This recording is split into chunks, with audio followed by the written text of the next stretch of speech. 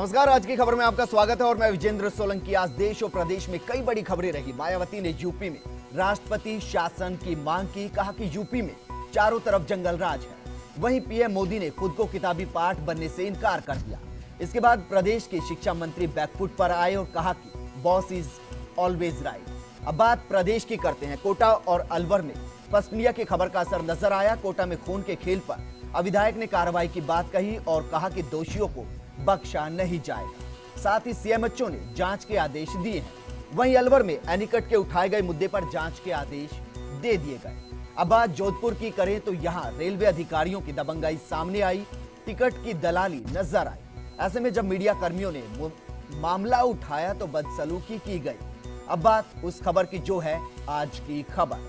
आज प्रदेश में कांग्रेस पार्टी हार के कारणों पर मंथन कर रही है, लेकिन ये मंथन कम नजर आ रहा है, बल्कि इसमें मन ठने हुए ज्यादा नजर आ रहे हैं। इसी पर हम बात करेंगे कि ये मंथन है या मन ठना हुआ। साथ ही बात करेंगे उसकी जिसने प्रदेश में मानो धारा 144 लगा दी हो। लेकिन पहले बात मंथन या मन ठन की।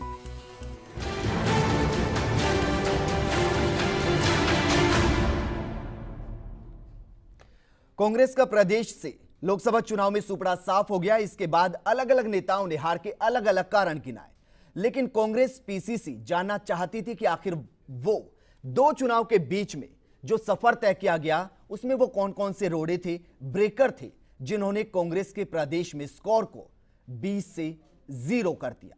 इसके लिए आज पीसीसी में मंथन किया गया और हम आपके सामने इस मंथन का पोस्टमार्टम करेंगे। लेकिन पहले जरा ये रिपोर्ट देखिए।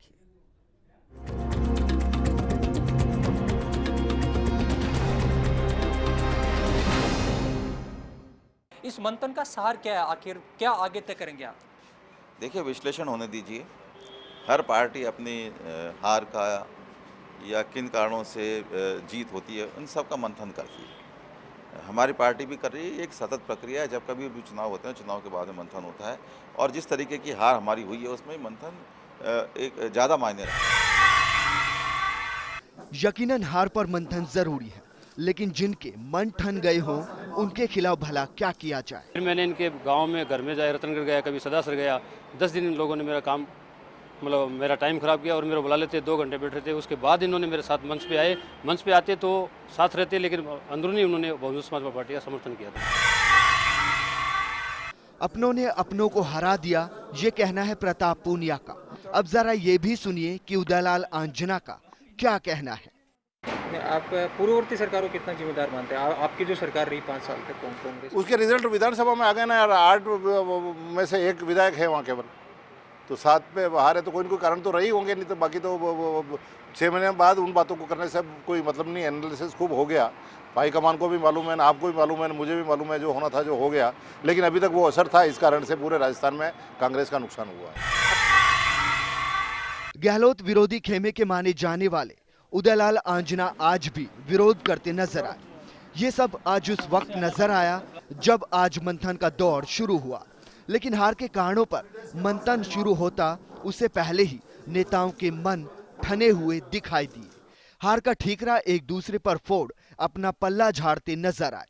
दरअसल आज प्रदेश प्रभारी गुरुदास कामत और प्रदेश अध्यक्ष सचिन पायलट पहले दौर में लोकसभा के हारे हुए उम्मीदवारों के साथ हार को लेकर मंथन कर रहे थे, लेकिन आज मंथन में कांग्रेस के आधे से भी कम उम्मीदवार मंथन करते दिखाई दिए और जो आए वो भी अपनों पर ही वार कर उन्हें घायल करते नजर आए। बाकी सब ने आज की बैठक को नजरअंदाज कर दिया या यूं कहे कि आए ही नहीं। आज सिर्फ 13 ही उम्मीदवार फीडबैक के लिए आए, लेकिन कमाल की बात देखिए, जो कांग्रेस पूरे चुनाव में एकजुटता का नारा बुलंद करती नजर आई, वो हार के बाद भीतर घात की बात कर रही है।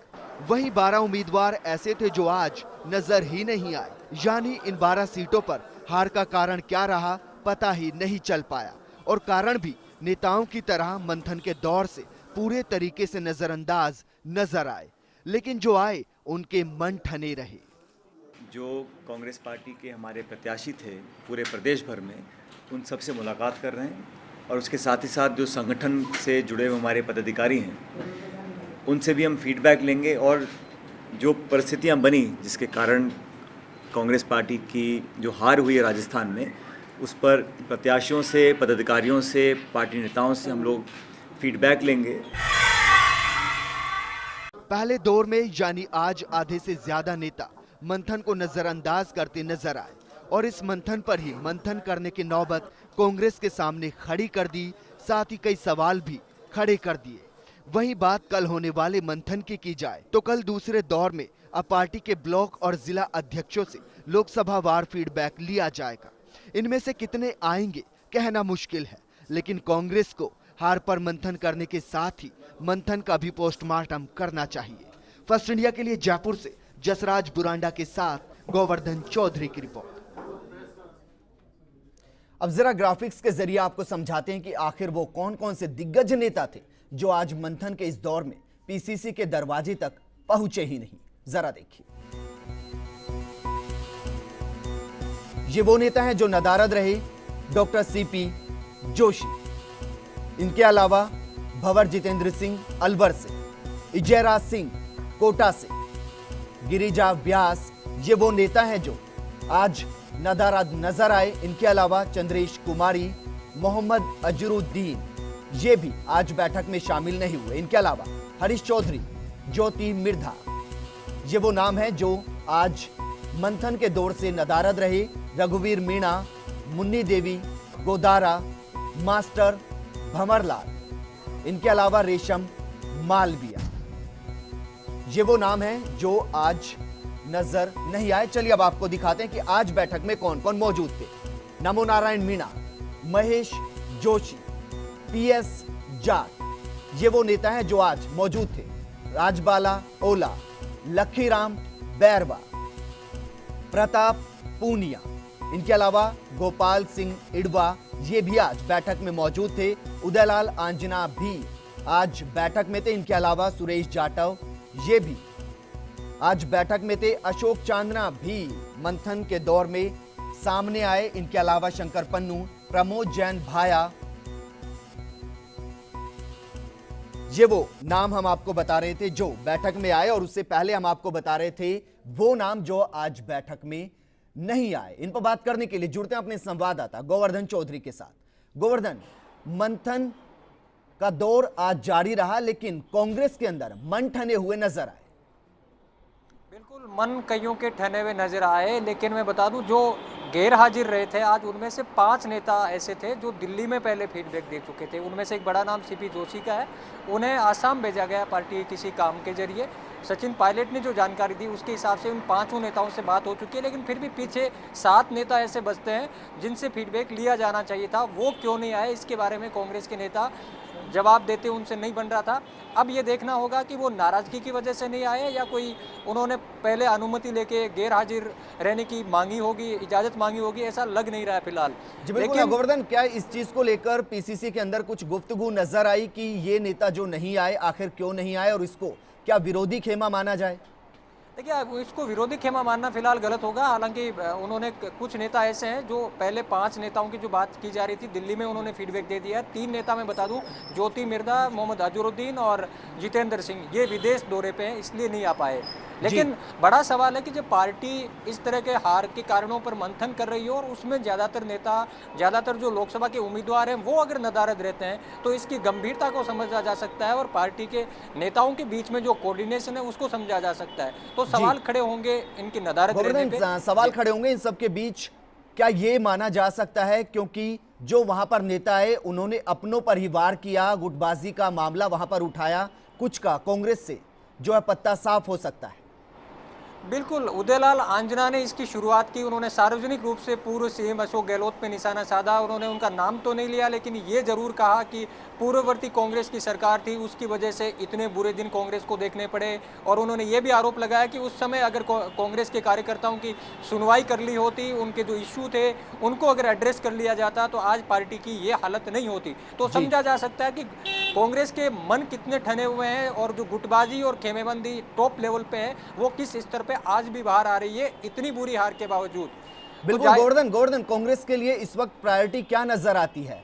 मंथन कर हार के कारणों को जानना, या अभी भी जो मन ठने हुए हैं उनको किसी तरीके से शांत करना और कांग्रेस को एकजुट करना? क्योंकि नारा बहुत तेजी से बुलंद किया गया, बहुत जोर शोर से बुलंद किया गया कि कांग्रेस एकजुट है, लेकिन नजर नहीं आती। देखिए, गुटबाजी और जो आपसे ऊपरी नेताओं की आपसी खींचतान है, ये कांग्रेस की सनातन समस्या रही है। ये कांग्रेस के नेता भी मानते हैं कि इसको पूरी तरह खत्म तो नहीं किया जा सकता, लेकिन एक कॉमन उद्देश्य के लिए पार्टी के नेता एक साथ काम कर सकते हैं। तो फिलहाल कांग्रेस के सामने 4 सीटों पे उपचुनाव होने, उनके लिए पार्टी को एकजुट करके और लगना होगा। और ये भी प्राथमिकता कांग्रेस की रहेगी कि किस तरह से पार्टी का फेस सेविंग किया जाए। बिल्कुल गोवर्धन, कांग्रेस से प्रवक्ता अर्चना शर्मा जी हमारे साथ जुड़े हैं, जरा उन्हीं से जानते हैं कि उनकी प्रायोरिटी क्या है। अर्चना जी, जानना चाहेंगे, एकजुटता की बात कांग्रेस बहुत करती है, लेकिन आज जब नेताओं को वहां पर मंथन के दौर में शामिल होना था तो मंथन नजर नहीं आए, हाँ मन ठने हुए जरूर नजर आए। आप क्या कहना चाहेंगे? देखिए, ये तो आपको भ्रम प्रतीत हो रहा है, मुझे ऐसा कुछ नहीं। फीडबैक मीटिंग है और जितने लोकसभा प्रत्याशी थे उनको आमंत्रित किया गया था। कुछ लोगों ने दिल्ली में उनसे मुलाकात कर ली थी, तो सब अपने मन की बात अर्चना जी, प्रताप पूनिया जी कहते हैं कि उनके इलाके में उन्हीं के नेताओं ने उनको हराने की कोशिश की। उदयलाल आंजना उन योजनाओं को हार का कारण बताते हैं जिनके दम पर आपने चुनाव लड़ा। आपको लगता ही नहीं कि मन ठने हुए हैं? नहीं, मुझे नहीं लगता है ऐसा। अपनी मन की बात संगठन पर रखना कोई ऐसा मुद्दा नहीं हो सकता कि लगे कि मनभेद है। ये स्थिति तो आज जो नेता मंथन के इस दौर में शामिल नहीं हुए, पीसीसी के दरवाजे तक नहीं पहुंचे, उसके पीछे क्या कारण है? देखिए, उनमें से कुछ लोग बाहर थे और कुछ लोगों ने दिल्ली में मुलाकात कर ली थी और इसको स्पष्टतः सचिन पायलट जी ने अपने वक्तव्य में किया। जब आप मीडिया ने उनसे पूछा था तो ऐसा कोई मुद्दा नहीं है कि वो लोग नहीं आए, तो कोई विशेष ऐसा कारण है कि उनका मन नहीं था आने का। उनके अपने अपने कारण थे, व्यक्तिगत किसी व्यवस्था के कारण वो लोग नहीं आ पाए। क्या इसको आप सामान्य प्रक्रिया मानते हैं कि अपनों पर ही वार करना, अपनी हार के लिए अपनों को ही जिम्मेदार ठहराना? देखिए, हमारे सामने इसकी स्थिति नहीं आई। अब किसी ने ऐसा कुछ बाहर कहा हो तो उसकी मुझे जानकारी नहीं है। चलिए अर्चना जी, शुक्रिया हमारे साथ जुड़ने के लिए। तो कांग्रेस प्रवक्ता अर्चना शर्मा जी हमारे साथ जुड़ी हुई थी, जिनका कहना है कि कुछ भी गलत नहीं है, मन ठने हुए नहीं है, लेकिन जिस तरीके से प्रताप पूनिया बयान देते हैं अपनी हार के लिए, अपनी ही पार्टी के नेताओं को, कार्यकर्ताओं को जिम्मेदार ठहराते हैं, फिर महेश जोशी पक्ष लेते हुए जरूर नजर आते हैं, लेकिन उदयलाल आंजना कहते हैं कि योजनाओं की वजह से, पुरानी योजनाओं की वजह से उनको हार का सामना करना पड़ा। कांग्रेस कुछ भी कहे, लेकिन मन जरूर ठने हुए नजर आते हैं। आज की खबर में यहां रुकेंगे एक छोटे से ब्रेक के लिए। ब्रेक के बाद आपको बताएंगे कि आखिर क्यों प्रदेश में धारा 144 जैसे हालात नजर आते हैं। छोटे से ब्रेक के बाद